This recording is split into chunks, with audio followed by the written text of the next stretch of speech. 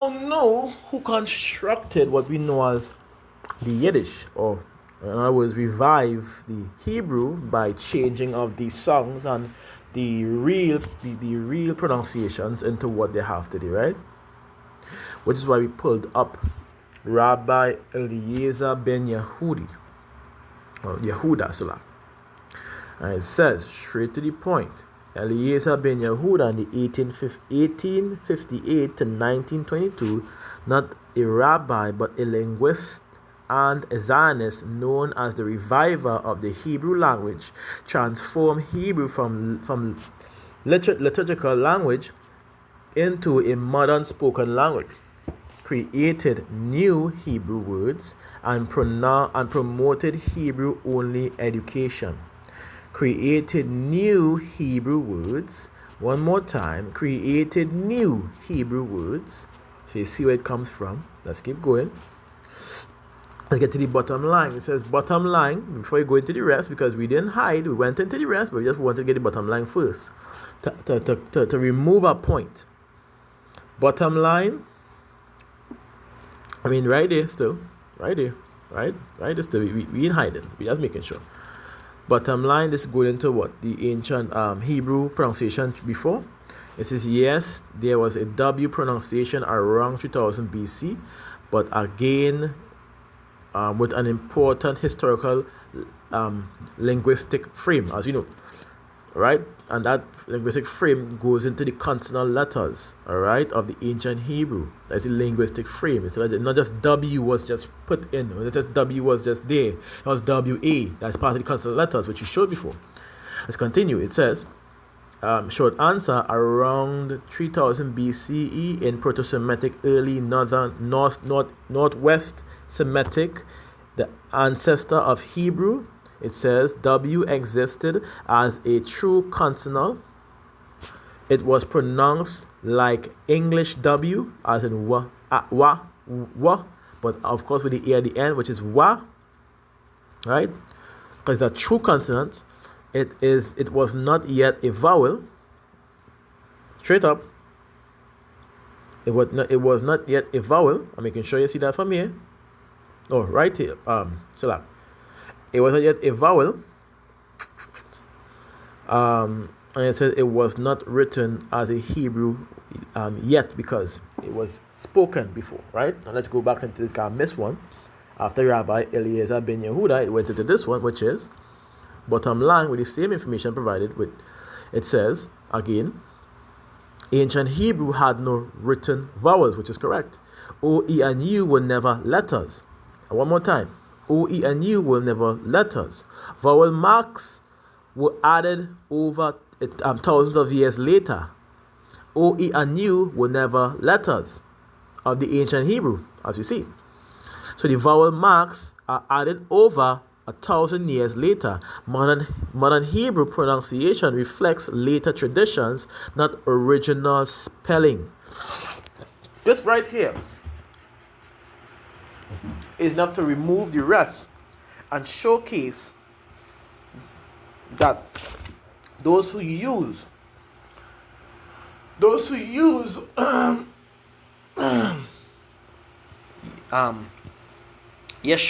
and Yahusha and Yahuwah and Yahweh and Yehovah, Yehuda, and all these things that they try to use is grammatically, historically incorrect. So, went into this. Let's continue. It says, timeline, period, right? 2000 BC, Proto-Semitic, from it says 15 to 500 biblical BC, biblical Hebrew. Afterwards, 300 AD, many traditions were added in, of course. Then we have modern Hebrew. So yes, W existed in 3000 BC. It's original to the Hebrew ancestors. Was pronounced wow, wah, or wow, not vow, as you see. So pronounced, right?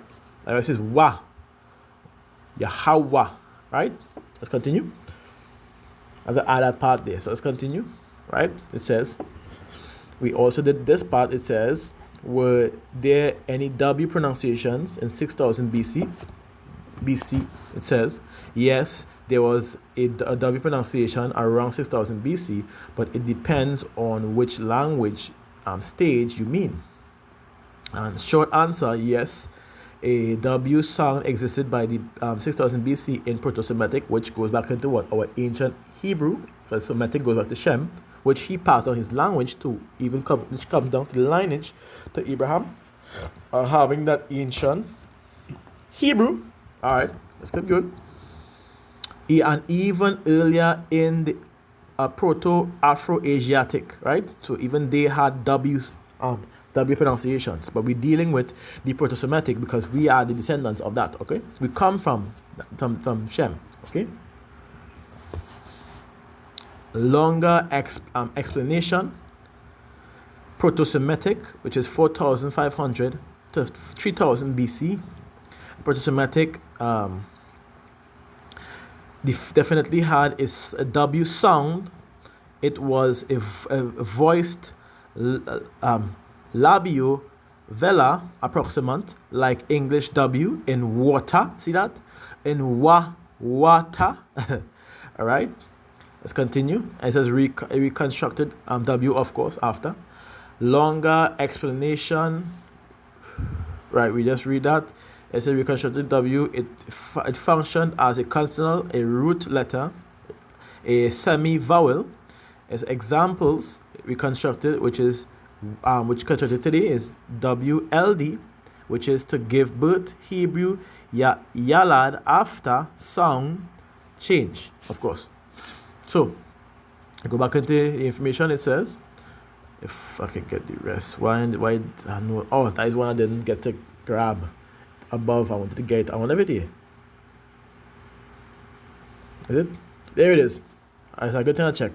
Right, and verses in part 3, ancient Hebrew letters in much later Hebrew originally equals W. Again, it says over time shifted to V in post-biblical Hebrew, still preserved as W in ancient Hebrew, in Phoenician and early Arabic.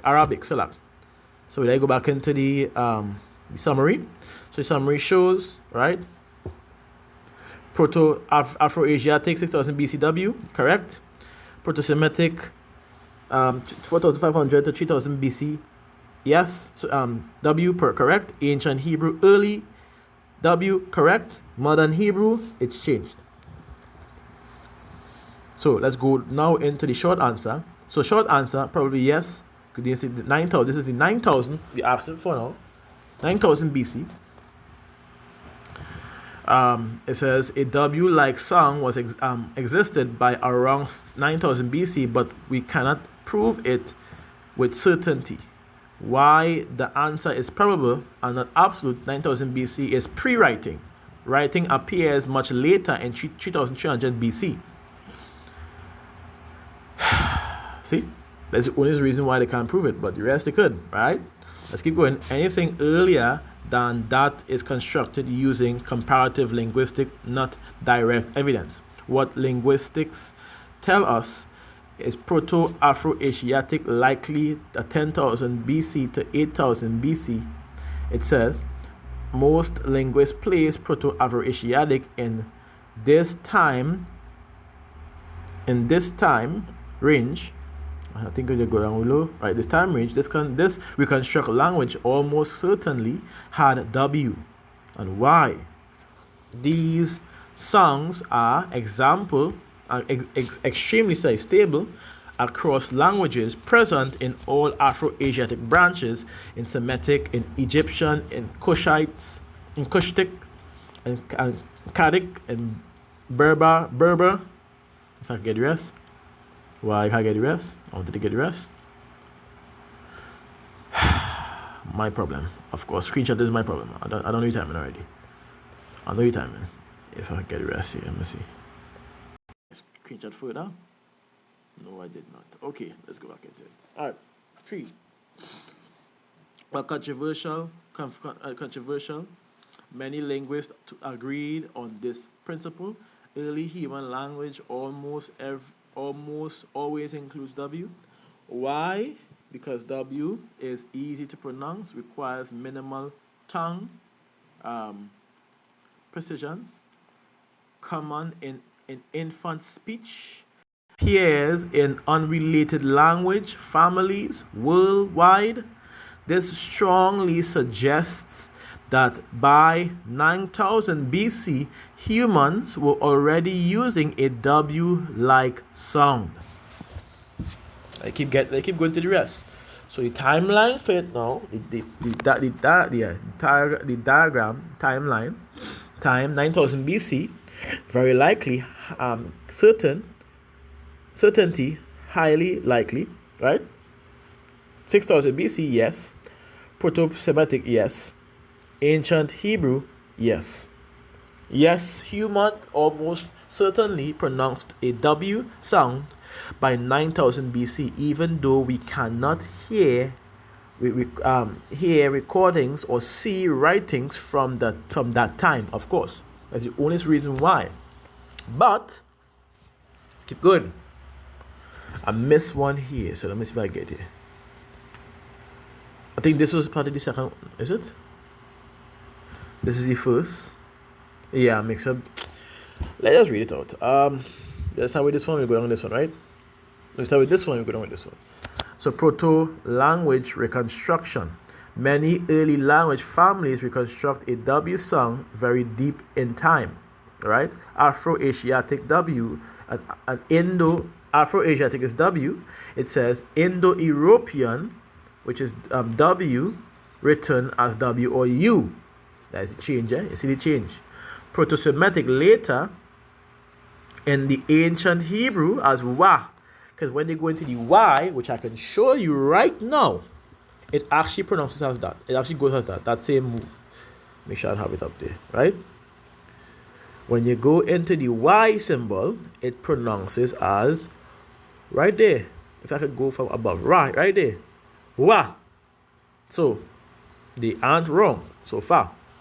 Just pronounce it with a W-A-W, which is my ability incorrect, but it's Wa. Anyways, since these families descend from earlier spoken languages, the W sound must be much older than writing, which is correct.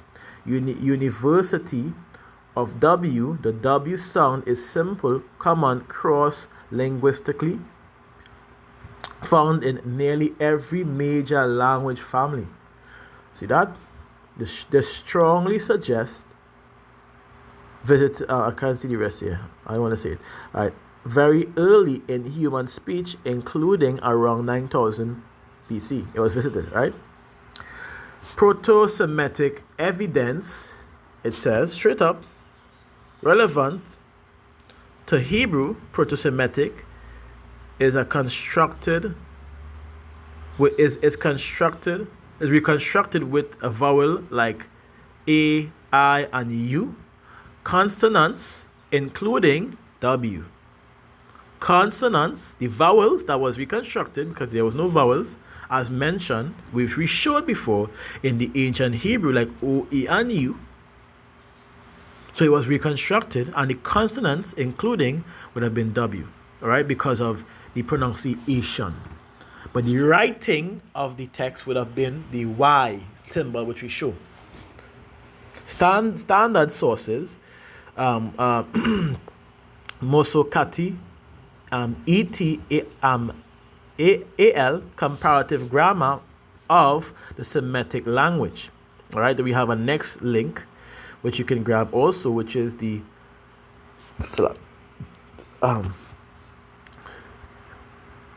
Unagad, Introduction to Semitic Language. Then we also have Lipinski, which is Semitic language also. This means that the U existed in speech and W existed in speech. But here's a change. All right. Phonetic realities. This is a non-negotiable. The U is a vowel, high back rounded vowel sound, and the W is a consonant glide. Consonant letters, again, consonant letters are original to the ancient Paleo-Hebrew or Proto-Semitic, and the vowels are the original to Indo-European, because there were no vowel points of O, E, and U in the ancient Hebrew, but there were pronunciations of the letters, or the consonant letters, being pronounced as wa, a, like Kwam, Yasharala. See that? There's always an A sound, Kwam, Yasharala, right? We have Kal, Halalyam. It's a Bahasham, Barak Atha, Barak Atham. These pronunciations, and when you even go back, which we read during the Passover, when you look at the letters and the words, they does not have any vowel points because it wasn't origin to the ancient Hebrew. Simple.